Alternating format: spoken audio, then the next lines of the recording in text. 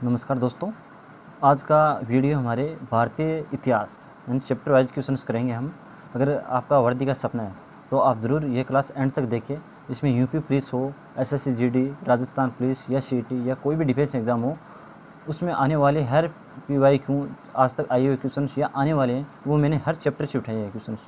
आज हम मौर्य साम्राज्य से, मैंने पिछला वीडियो इंडियन हिस्ट्री के मतलब शुरुआत से लेकर मौर्य साम्राज्य तक कराया हुआ है। आज मैं मौर्य साम्राज्य से वापस क्वेश्चन स्टार्ट करूँगा, आप देखते जाएंगे फिर लास्ट तक।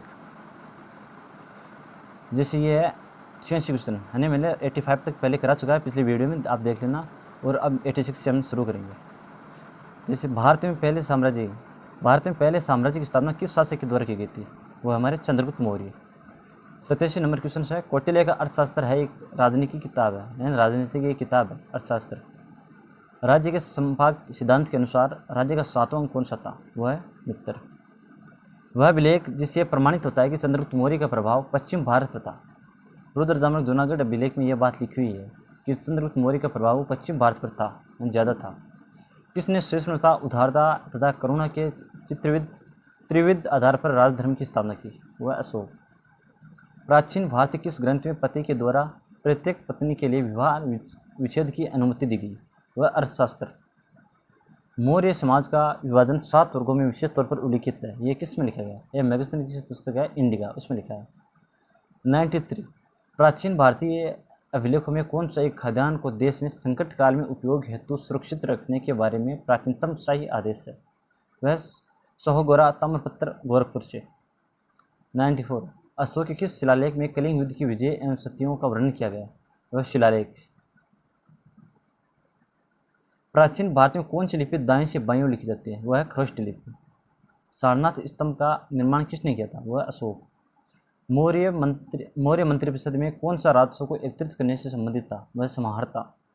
98 किस शिलालेख में अशोक ने स्वयं को बुद्ध शक्य कहा? मास की, जो लघु शिलालेख में कहा था। अहोरा 99 अहोरा लघु शिलालेख किस स्थान से प्राप्त था? यह मिर्जापुर यूपी से प्राप्त हुआ था। चंद्रगुप्त मौर्य का उत्तराधिकारी कौन था? वह है बिंदुसार। दोस्तों मैंने 100 क्वेश्चन करा दिए, 100। अब है अगला चैप्टर मौर्योत्तर काल। मतलब जितने भी भारतीय इतिहास में जितने भी चैप्टर है, हर चैप्टर का मैं क्वेश्चन कराऊंगा दोस्तों। अगर आपका वर्दी का सपना है तो आपको मेहनत तो करनी पड़ेगी दोस्तों, और ये क्लास आपके लिए मोस्ट इंपॉर्टेंट साबित हो सकती है। आप ज़रूर देखना एक बार, फिर आप टेस्ट लगाना। अगर आपको ना मिले तो कमेंट में आकर कुछ बोल देना, कोई दिक्कत नहीं है, लेकिन पहले क्लास पूरी देखना। अब वह 101 क्वेश्चन, पुष्यमित्र शुंग किस वंश के अंतिम शासक की हत्या करके राजा बना था? मौर्य शासक वरदत्त। किस अभिलेख से पुष्यमित्र शुंग द्वारा 2 अश्वमेध यज्ञ कराए जाने की पुष्टि होती है? अयोध्या अभिलेख में। शुंग शासकों ने अपनी दूसरी राजधानी किससे बनाया था? विदिशा, जो एमपी में है, और फर्स्ट राजधानी बनाया था पाटलिपुत्र, जो बिहार। 104 नंबर क्वेश्चन, हेलियोडोरस किस धर्म से प्रभावित था? वह है भागवत धर्म से, भागवत धर्म से।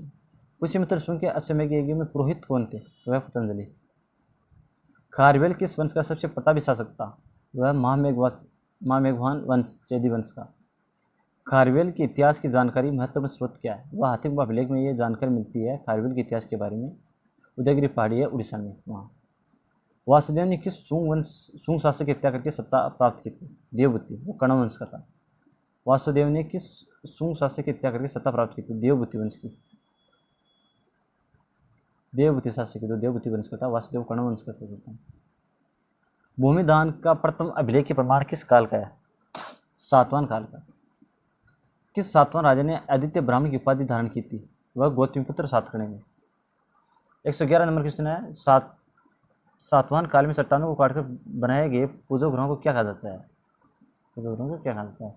चैत्य कहा जाता है। कारलेखा चैत्य, महाराष्ट्र में। सातवाहनी की राजकीय भाषा और लिपि क्या थी? वो भाषा प्राकृत थी और लिपि ब्राह्मी थी। 113 नंबर क्वेश्चन, प्रसिद्ध प्राकृत ग्रंथ गाथा सप्तशती का रचयिता कौन था, जो एक स्वयं सातवाहन राजा था? राजा हाल। सातवाहन की राजधानी प्रतिष्ठानी पैटर्न किस नदी के तट पर स्थित है? गोदावरी में। तो सातवाहनी के मुख्य रूप से किस धातु के सिक्के जारी किए गए? शीशे की जगह तांबा, पट्टी, चांदी।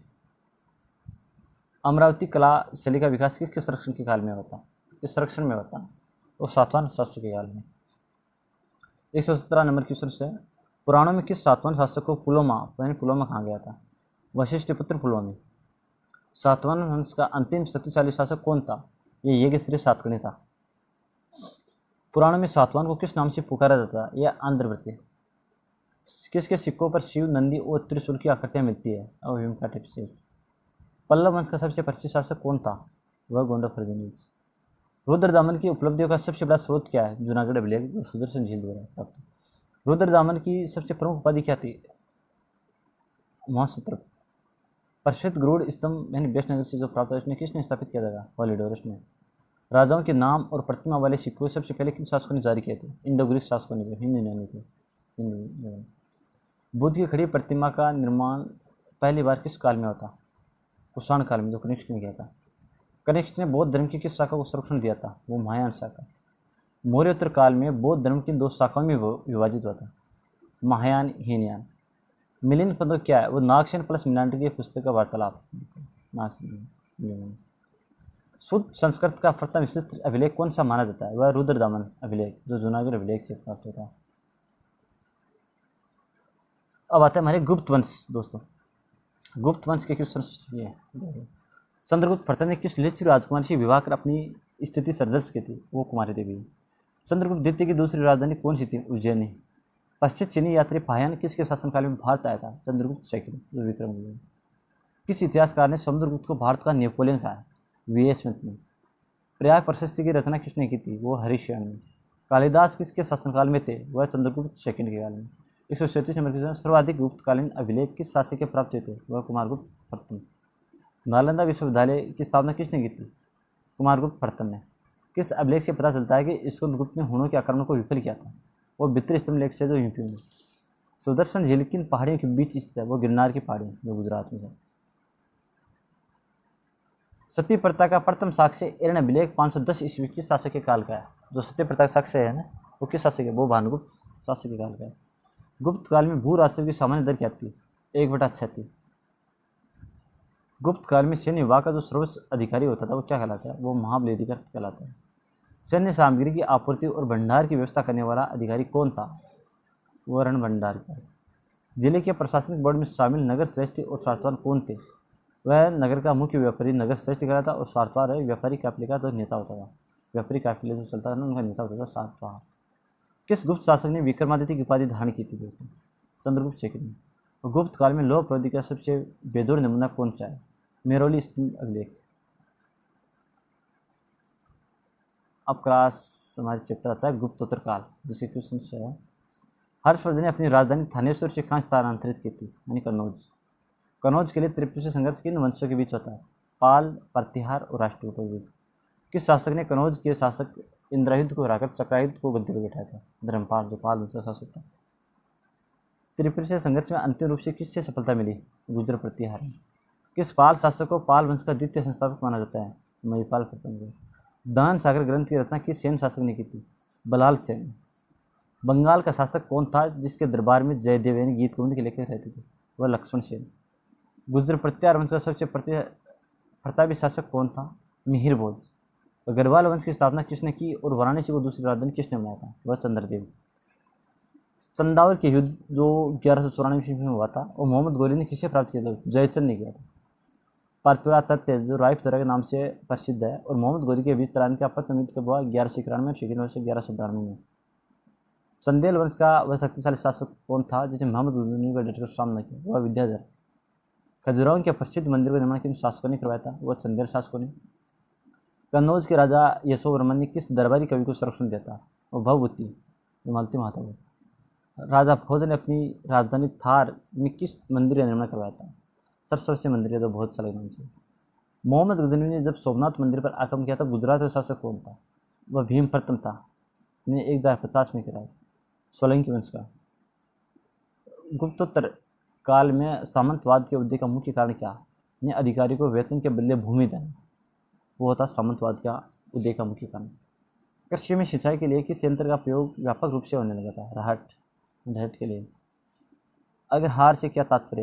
अग्रहार है ब्राह्मणों को कर मुक्त भूमि दान देना, भूमि देना ब्राह्मणों को अग्रहार कहलाता है। गुप्तोत्तरकालीन कला में मंदिरों की कौन सी शैली उत्तर भारत में विकसित हुई थी? वो नागर शैली, और दक्षिण में द्रविड़ शैली, उत्तर में नागर शैली थी। भास्कर वर्मन कहाँ का शासक था जो हर्षवर्धन का मित्र था? भास्कर वर्मन वह कहाँ का शासक? वो असम का था, जो कामरूप था। गुप्तोत्तर काल में व्यापारिक गिरावट का मुख्य संकेत क्या? सिक्कों का प्रचलन कम होना वह व्यापारिक गिरावट का मुख्य संकेत है। विदेशी यात्रियों में से किसने मिहिर बोझ को इस्लाम का सबसे बड़ा शत्रु कहा था? सुलेमान को, जो अरब यात्री था। हर्षवर्धन द्वारा रचित 3 प्रसिद्ध नाटक कौन से थे? प्रियदर्शिका, रत्नावली और नागानंद। हर्षवर्धन के समय प्रति 5 वर्ष में प्रयाग में होने वाला समारोह क्या कहलाता? वो महामोक्ष परिषद, जो कनौज और प्रयाग में होता था। किसने राष्ट्रकूट साम्राज्य की नींव रखी? दंतीदुर्ग। राजचक्र की प्रमुख रचनाएं कौन सी है? कर्पूर मंजरी है, काव्य मीमांसा है। अब हमारा अगला चैप्टर आता है संगम काल। इससे पहले मैं बता दूं दोस्तों, अगर आपको वीडियो अच्छा लगे तो चैनल को लाइक और शेयर जरूर करिए और अपने दोस्तों को भी हेल्प करना और उनके पास ये वीडियो शेयर करना। अगर आपका एग्ज़ाम है, CET हो, UP police, SSC, Delhi police या कोई भी स्टडी या डिफेंस एग्ज़ाम हो, तो आप एक बार ये क्लास ज़रूर देखना दोस्तों।